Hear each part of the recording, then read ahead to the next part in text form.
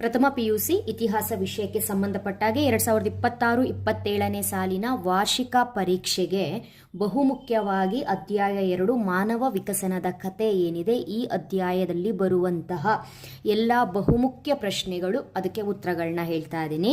ಇವಾಗ ಆಲ್ರೆಡಿ ಇದು short video ಮಕ್ಕಳೇ. ಇದರಲ್ಲಿ ಈ ಒಂದು ಅಧ್ಯಾಯದಲ್ಲಿ ನೀವು ಇಂಪಾರ್ಟೆಂಟ್ ಆಗಿ ನೋಡ್ಕೊಳ್ಳೇಬೇಕಾಗಿರುವಂತಹ ಹಾಗೂ ಆ ಪ್ರಶ್ನೆಗಳು 100% ಗ್ಯಾರಂಟಿ ಎಕ್ಸಾಮಿಗೆ ಬಂದೇ ಬರುತ್ತೆ. ಹಾಗಾಗಿ ಎಂಡ್ವರೆಗೂ ಈ ಒಂದು ವಿಡಿಯೋನ ವಾಚ್ ಮಾಡಿ. ನಿಮಗೆ ಡೀಟೇಲ್ ಆಗಿರೋ ಮಾಹಿತಿ ಖಂಡಿತವಾಗ್ಲೂ ಬೇಕು. ಹಾಗಾಗಿ ನಾನು ಒಂದು ಚಾಪ್ಟರ್ಗೆ ಒಂದು ಲಾಂಗ್ ವಿಡಿಯೋನ ಕಂಪ್ಲೀಟ್ ಆಗಿ ನಿಮಗೆ ಎಕ್ಸ್ಪ್ಲೈನ್ ಮಾಡಿ ಹೇಳಿರ್ತೀನಿ. ಆಲ್ರೆಡಿ ಪೀಠಿಕೆ ಅಧ್ಯಾಯ ಒಂದು ಪೀಠಿಕೆ ಇದೆಯಲ್ಲ, ಅದು ಮುಗ್ದೋಗಿದೆ. ಅದಕ್ಕೆ ಸಂಬಂಧಪಟ್ಟಾಗೆ ಎಲ್ಲ ಬಹುಮುಖ್ಯ ಪ್ರಶ್ನೆ, ಅದಕ್ಕೆ ಉತ್ತರವನ್ನು ನಾನು ಆಲ್ರೆಡಿ ಹೇಳಿಬಿಟ್ಟಿದ್ದೀನಿ. ಆ ಅಧ್ಯಾಯದಲ್ಲಿ ಯಾವುದೇ ರೀತಿಯ 10 ಅಂಕದ ಪ್ರಶ್ನೆಯನ್ನು ಓದ್ಕೊಳ್ಳೋ ಅವಶ್ಯಕತೆ ಇಲ್ಲ. 5 ಅಂಕಕ್ಕೆ ಪ್ರಶ್ನೆಯನ್ನು ನೋಡಿಕೊಂಡ್ರೆ ಸಾಕು. ಅದು ಕೇವಲ ಒಂದು ಪ್ರಶ್ನೆ ಎಕ್ಸ್ಟ್ರಾ ಬ್ಯಾಕಪ್ ಇರಲಿ ಅಂತ ಹೇಳ್ಕೊಂಡು ನಾ ವಿಡಿಯೋದಲ್ಲಿ ಎಕ್ಸ್ಟ್ರಾ ಎಕ್ಸ್ಪ್ಲನೇಷನ್ ಏನು ಕೊಟ್ಟಿದ್ದೀನಿ, ಆ ಒಂದು ವಿಡಿಯೋನ ವಾಚ್ ಮಾಡಿದ್ರೆ ನಿಮಗೆ ಗೊತ್ತಾಗುತ್ತೆ. ಇಲ್ಲಿವಾಗ ಈ ಒಂದು ವಿಡಿಯೋನ ಮಾಡ್ತಾ ಇರೋ ಉದ್ದೇಶ ಏನು ಅಂತ ಹೇಳಿದ್ರೆ, ಅಧ್ಯಾಯ 2 ಮಾನವ ವಿಕಸನದ ಕತೆ ಇದೆಯಲ್ಲ, ಈ ಅಧ್ಯಾಯದಲ್ಲಿ ನೀವು ವಾರ್ಷಿಕ ಪರೀಕ್ಷೆಗೆ ಎಷ್ಟು ಟಾಪಿಕ್ಗಳನ್ನ ನೋಡ್ಕೊಳ್ಬೇಕು ಅನ್ನೋದ್ರ ಬಗ್ಗೆ ಒಂದು ಮಾಹಿತಿಯನ್ನು ಕೊಡ್ತಾ ಇದ್ದೀನಿ. 3 ಬಹು ಆಯ್ಕೆ ಪ್ರಶ್ನೆಗಳನ್ನು ನೀವು ಓದ್ಕೊಳ್ಬೇಕು, ಆಯಿತಾ. 2 ಬಿಟ್ಟ ಸ್ಥಳ ಪ್ರಶ್ನೆಗಳನ್ನ ನೋಡ್ಕೊಳ್ಬೇಕು.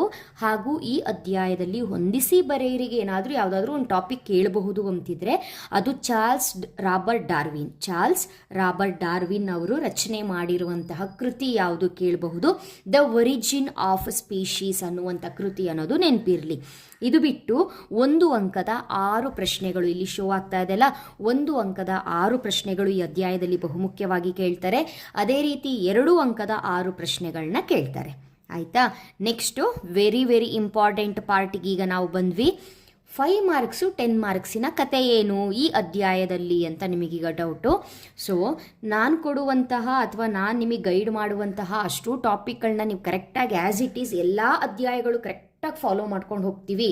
ನೀವು ಹೇಳ್ದಂಗೆ ನಾವು ಕೇಳ್ತೀವಿ, ನೀವು ಯಾವ ಪಾಠದಲ್ಲಿ ಏನು ಓದ್ಕೊಳ್ಳಿ ಅಂತ ಹೇಳ್ತೀರೋ ಹಾಗೆ ಓದ್ಕೊಳ್ತೀವಿ ಅನ್ನೋದಾದರೆ, ನಾನು ಅಕಾರ್ಡಿಂಗ್ ಟು ಬ್ಲೂ ಪ್ರಿಂಟ್ ನಾನು ನಿಮಗೆ ಹೇಳೋದು ಈ ಅಧ್ಯಾಯದಲ್ಲಿ 5 ಅಂಕದ ಪ್ರಶ್ನೆ ನೋಡ್ಕೊಳ್ಳೋ ಅವಶ್ಯಕತೆ ಇಲ್ಲ, ಆಯಿತಾ. ಇಲ್ಲಿವಾಗ ನೀವು ಚಾಯ್ಸ್ ಬಿಟ್ಟಿದ್ದೀರಿ ಅಂತ ಹೇಳಿದ್ರೆ ನಾನು ಬೇರೆ ಅಧ್ಯಾಯದಲ್ಲಿ ಏನೇನು ಪ್ರಶ್ನೆಗಳನ್ನ ಕೊಟ್ಟಿರ್ತೀನಿ ಅಲ್ಲಿ ಕವರ್ ಮಾಡ್ಕೊಳ್ಬೇಕು. ಹಾಗಾಗಿ ಒಂದು ಚಾಪ್ಟರ್ ನೋಡಿಕೊಂಡ್ರೆ ಏನೂ ಗೊತ್ತಾಗಲ್ಲ ಮಕ್ಕಳೇ. ನಿಮ್ಮ ಇತಿಹಾಸ ವಿಷಯಕ್ಕೆ ಸಂಬಂಧಪಟ್ಟಾಗೆ ಎಲ್ಲ ಅಧ್ಯಾಯಗಳನ್ನ ನೀವು ನೋಡ್ಕೊಳ್ಬೇಕು, ಆಯಿತಾ. ಇವಾಗ ಈ ಒಂದು ಅಧ್ಯಾಯದಲ್ಲಿ 5 ಅಂಕದ ಪ್ರಶ್ನೆಯನ್ನು ಸ್ಕಿಪ್ ಮಾಡಿ ಒಂದೇ ಒಂದು ಪ್ರಶ್ನೆ, ಅದು 10 ಅಂಕದ ಪ್ರಶ್ನೆ, ಮಾನವನ ವಿಕಸನಕ್ಕೆ ಕಾರಣವಾದ ಅಂಶಗಳು ಯಾವುದು ಅನ್ನೋದನ್ನು ನೋಡಿಕೊಂಡ್ರೆ ಸಾಕು.